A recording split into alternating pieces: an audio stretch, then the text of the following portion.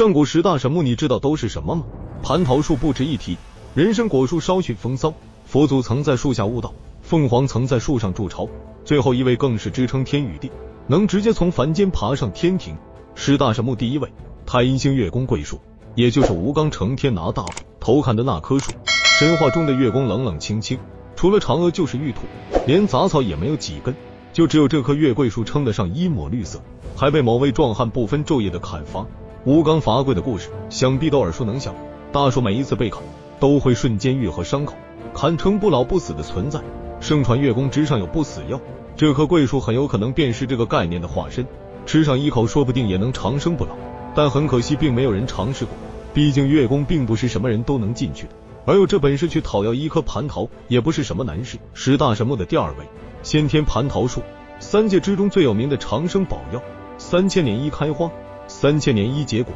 闻一闻就能增加好几百年的寿命，吃了直接成仙得道，哪怕是大罗金仙能吃上一颗也是无比的荣耀。不仅仅是因为珍贵，能吃到蟠桃更是身份的象征，不是什么神仙都有机会在蟠桃宴上的露面，哪怕是托塔天王这种耳熟能详的大神，也就分得一两个过过嘴瘾。蟠桃会上龙肝凤髓都是寻常菜肴的，唯独这蟠桃限量工艺，足以证明它的珍贵，能跟蟠桃相媲美的就只有十大神木第三位，人参果树，同样是以延寿闻名，吃上一个能活48000岁，被镇元子这位地仙之祖种在武装关中，寻常神仙想要吃上一个，那是比蟠桃还要艰难，因为那蟠桃还有蟠桃宴这种盛会，而掌控人参果的镇元子却是出了名的自在逍遥，日常都是和各种道友喝茶下棋，三清四御都是平辈论交，不是镇元子看得上的人物是不可能吃到人参果的。就连唐僧也是因为前世的金蝉子身份，曾与镇元子私交甚密，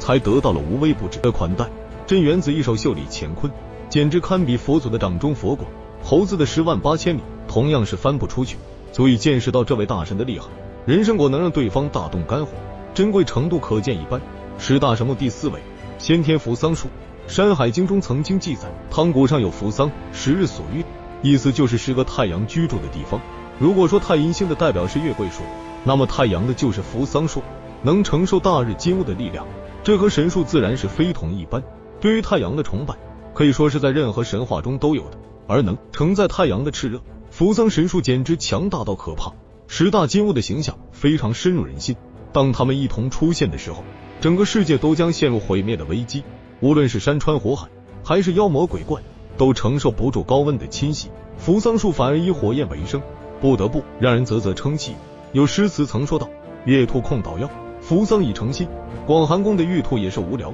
每天捣药是在做无用功，毕竟广寒宫中谁还用药呢？而扶桑则是作为心火，始终熊熊燃烧，和扶桑树有些类似。十大神木第五位，梧桐树。这个不是指的现实中那种普通的梧桐，此树乃是专门用来承载神兽凤凰的神树。凤凰是一种高洁的神兽，住的地方只有梧桐树这一个选项，吃的喝的都是天底下最干净的食物。梧桐因为凤凰筑巢的缘故，也是变得无比的神异，寻常妖魔鬼怪连触碰都触碰不到。每一次凤凰涅槃，梧桐神树的力量就会庞大一分，日积月累下来，寻常的妖王都不是他的对手。如果有朝一日梧桐大妖出世，恐怕三界都会为之震撼。但如果树木真的成精，凤凰涅槃的梧桐树比起下面这位，那还是差了点火候。十大神木第六位，先天菩提树。佛祖他老人家悟道的神圣之树，逼格可不是什么人参蟠桃能比的。佛祖的地位在神话故事中无比的高，就连三界至尊玉皇大帝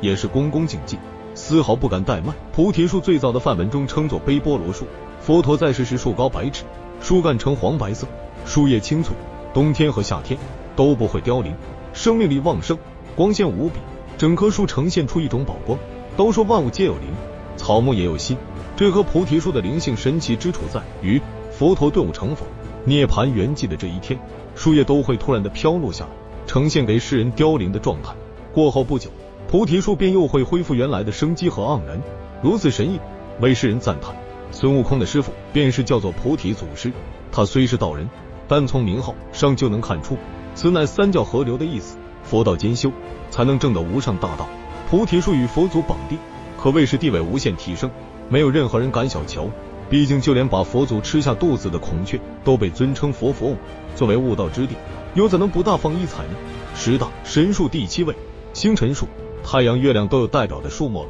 漫天繁星又怎么能缺席？此树原本长在混沌之中，因为盘古开天掉落洪荒大地。不过这星辰树并没有诞生意志，只剩下本能，那就是吞噬无量星辰来壮大自己。星辰树长得奇异，通体呈湛蓝色，树叶也是湛蓝色的，树上结着12枚果实，每一枚果实如同一颗星辰一样。星辰果乃是先天星辰大道在世间的显化，吃下去便能得到星辰本源之力，堪称是妙用无穷，不比扶桑和月桂差。10大神树第8位，功德神树黄钟女，乃是3清之首，元始天尊所有，佛祖都要菩提树，道门圣人自然也是不甘下风。相传此树一元会一开花，一元会一结果，一元会一成熟，哪怕在神仙的概念中，这也是很长一段时间了。其花形状好似莲花，其果形状好似珠蕊，是除了混沌青莲外最为神秘的灵根。花开则3也，结实则9也，花果之上皆有黄钟2字，3万年才得9个果子。神仙若是闻一闻花香，可得万载道行，若是有幸吃一颗果实，可瞬间成为大罗金仙。蟠桃吃了也不过是刚迈进仙人门槛，而此物吃了立地成为大罗金仙，简直是效果恐怖。那些赫赫有名的神仙修炼无数年，竟然不如一个果子，自然是备受觊觎。不过此灵根位于昆仑山上，四周有混沌元气笼罩，如果未经元始天尊允许，自进入黄钟里所在地，将会被混沌元气撕成粉碎，灵魂万劫不复，想吃到也不是那么容易的。10大神木第9位，大春树。庄子的逍遥游曾记载，上古有大春者，以8000岁为春，8000岁为秋。古人常言道，天上一日的上1年，可即便如此，春秋冬夏也就是300来年。大春树的时间概念简直是恐怖，竟然比天界流逝的还慢，不同世界的时间流逝速度都不一样。以人间为基准，越是差距大的世界越是恐怖。这棵树的世界流逝已经是自称体系，可以称得上一句跳出3界之外，